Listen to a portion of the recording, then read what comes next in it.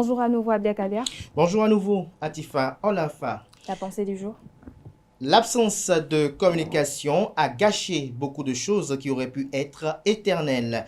L'absence de communication, les non-dits, le silence par peur de mauvaises réactions, de jugement ou de rejet a gâché tant de relations qui avaient pourtant si bien commencé. Choisissez comme amis et comme amants des personnes avec qui vous pouvez vous ouvrir, être à la fois vulnérable et en sécurité, des personnes à qui vous pouvez tout dire, tout montrer, même ce dont vous n'êtes pas fier. L'ami ou l'amant doit être quelqu'un avec qui vous pouvez partager vos erreurs, vos douleurs et vos échecs. C'est l'essentiel pour qu'une relation puisse perdurer et survivre à toutes les intempéries. Merci à vous Abdelkader Achiro. Je suis quand même curieuse de savoir qu'est-ce qui vous a inspiré pour cette pensée. Ce qui m'a inspiré pour cette pensée, c'est que pour la plupart du temps, lorsque vous êtes ami ou vous êtes amant, c'est-à-dire vous êtes en relation amoureuse avec quelqu'un, parfois il y a des moments où il y a toujours des froids. Il y a toujours des froids et parfois le fait de ne pas vouloir dire à l'autre ce que l'on pense clairement par rapport à peut-être ses choix ou peut-être par rapport à ses intentions peut peut-être faire voler en vrille cette relation. C'est-à-dire, vous avez un ami par exemple ou un amant qui est peut-être dans une posture que vous n'aimez pas.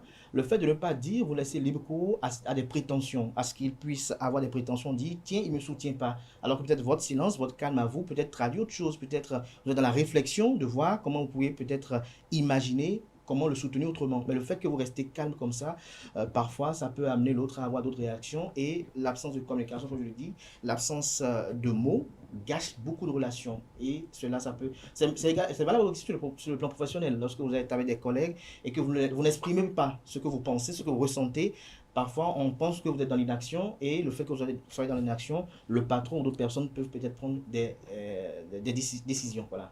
Il vous est déjà arrivé de vous retrouver dans une des situations pareilles? Alors, ça arrive plusieurs fois. Ça arrive plusieurs fois, peut-être avec une personne aimée ou peut-être avec un ami ou même un collaborateur.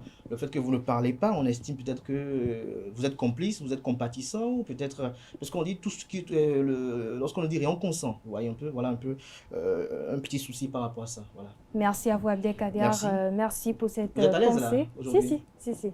Ça va. Comment vous vous sentez? Un peu stressé, mais Je me ça permets de va. vous poser cette question. Un peu stressé, mais ça va. Merci, je vais prendre congé de vous. Merci à nouveau Abdelkader. Je rappelle que cette pensée était assez enrichissante et épris de sens. À présent, j'installe les présentateurs du bulletin matinal d'information et la page d'espoir.